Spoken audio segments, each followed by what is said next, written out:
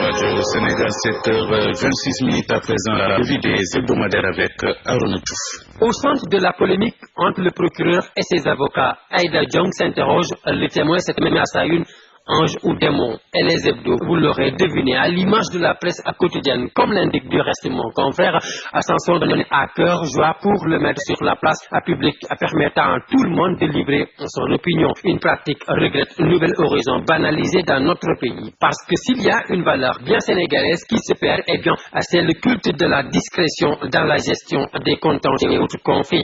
Aujourd'hui donc, poursuit le chroniqueur de Nouvel Horizon, nous avons oublié cette vertu pour abandonner nos conciliabules qui a sauvé des vies, recousu des familles éclatées et mis fin à des batailles épiques pour aujourd'hui nous préférer cette sorte de tribunal d'art sous le manguier qu'est le net, le papier journal ou les ondes, le droit à l'information du public contre le secret de l'instruction. Ainsi, le témoin pourrait-on résumer la guerre et pas seulement des mots qui opposent le procureur de la République aux avocats de Aïda Diong, un dossier justement selon les éditorialistes de la Gazette qui émeut les Sénégalais par l'ampleur fustige mon confrère du trésor déniché par le procureur de la République.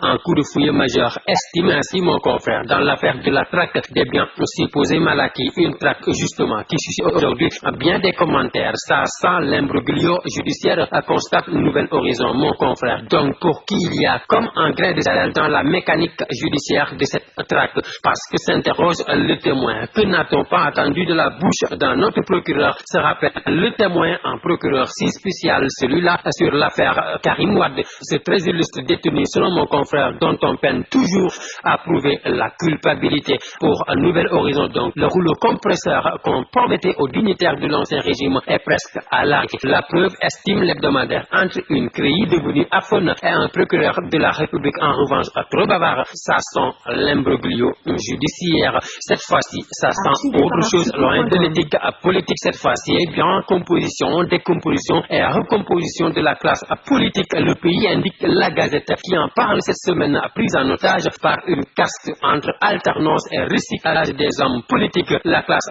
politique sénégalaise, selon l'hebdomadaire, recèle une espèce mutante. Elle se transforme en permanence pour s'adapter au changement de régime et de contexte. Cette caste de privilégier la prouesse de sauter par-dessus les révolutions. Une situation déplore enfin la Gazette qui maintient intact l'ordre ancien et empêche tout changement en profondeur.